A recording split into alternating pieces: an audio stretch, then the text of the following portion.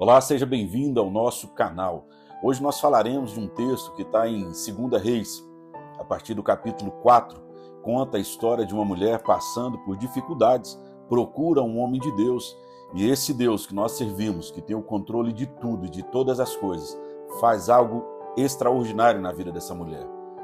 Eu quero compartilhar com você esse texto, que está no capítulo 4 do livro de 2 Reis. Certo dia, a mulher de um dos discípulos dos profetas foi falar a Eliseu: Teu servo, meu marido, morreu, e tu sabes que ele temia o Senhor. Mas agora veio um credor que está querendo levar meus 2 filhos como escravos. Eliseu perguntou-lhe: Como posso ajudá-la? Diga-me o que você tem em casa. E ela respondeu: Tua serva não tem nada, além de uma vasilha de azeite. Então disse Eliseu: Vá pedir emprestado vasilhas a todos os vizinhos, mas peça muitas. Depois entre em sua casa com seus filhos e feche a porta. Derrame daquele azeite em cada vasilha e vá separando as que você for enchendo. Depois disso, ela foi embora, fechou-se em casa com seus filhos e começou a encher as vasilhas que lhes traziam. Quando todas as vasilhas estavam cheias, ela disse a um dos filhos: Traga-me mais uma.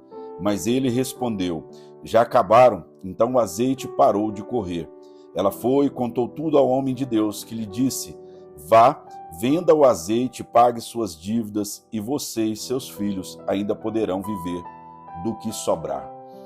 Essa mulher, ela tem uma atitude de fé. E esse texto nos ensina algumas coisas. Eu quero aqui compartilhar com você 6 pontos importantes de aprendizados da palavra de Deus. O primeiro ponto é que ela chega e se apresenta ao servo de Deus com a seguinte frase: Meu marido, teu servo, temia o Senhor. Olha que importante é o comportamento de um homem, de um líder, de um sacerdote para a família. Mesmo depois de ter partido para morar com o Senhor, o efeito do comportamento dele, o efeito do posicionamento dele com o Senhor irá ajudar a família. Então ela procura um homem de Deus e faz essa apresentação. E aqui começam os primeiros aprendizados. Quem ela procura no momento de desespero? Para quem ela leva o seu problema? Nem todas as pessoas estão preparadas para lidar com problemas. Nem todas as pessoas estão preparadas para lidar com o seu problema e trazer uma ajuda de forma correta. Em momentos de dificuldades, nós aprendemos que não devemos ficar só. Devemos sim pedir ajuda, mas precisamos ter o cuidado de pedir ajuda a quem de fato tem algo a nos oferecer. Precisamos ter o cuidado de pedir ajuda a pessoas que têm o temor de Deus no coração. Essa mulher procura um profeta, ela procura um homem de Deus para compartilhar da sua dor, da sua necessidade. E esse homem passa uma orientação para ela. A princípio ele pergunta a ela o que ela tem em casa. E ela diz que não tem nada a não ser um pouco de azeite. E aqui Deus nos diz que ele vai fazer com aquilo que você tem em casa. Você não precisa esperar algo acontecer, você não precisa esperar mudanças em sua vida para que Deus comece a agir. Deus não precisa de muito ou não precisa de quase nada para que ele possa fazer o que precisa ser feito na sua vida. Aquela mulher não tinha nada a não ser um pouco de azeite. Para ela parecia pouco, para ela parecia que não tinha qualquer importância.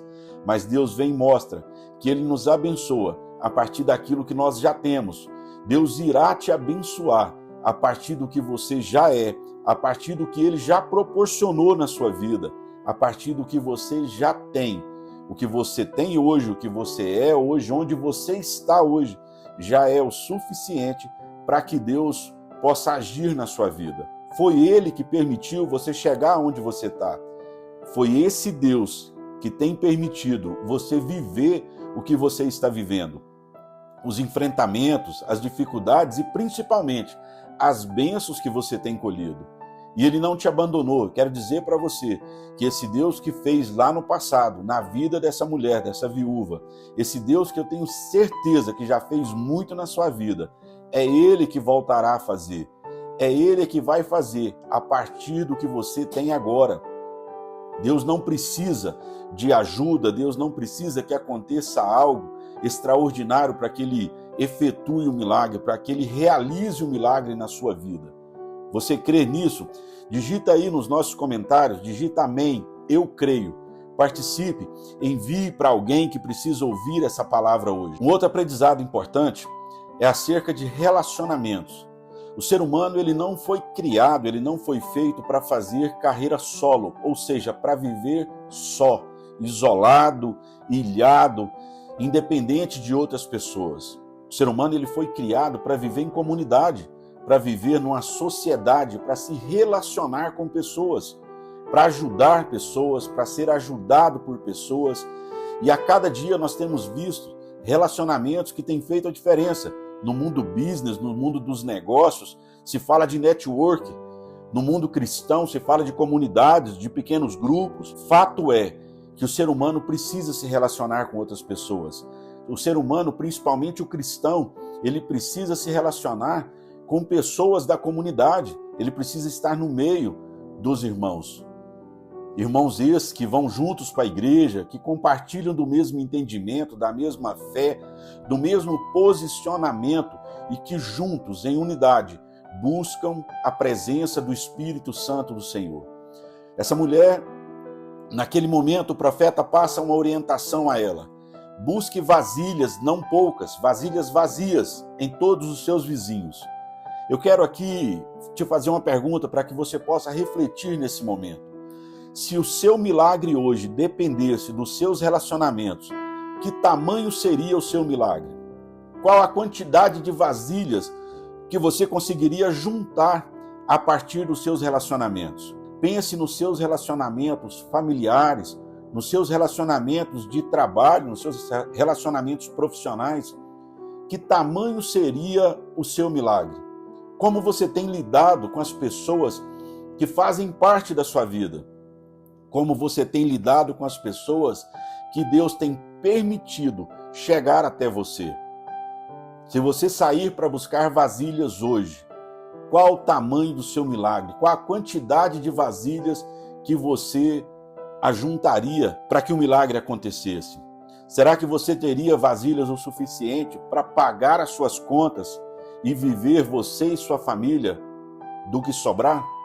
Ou você teria poucas vasilhas a ponto de mal conseguir encher de azeite e pagar as suas contas? Nós precisamos cuidar dos nossos relacionamentos.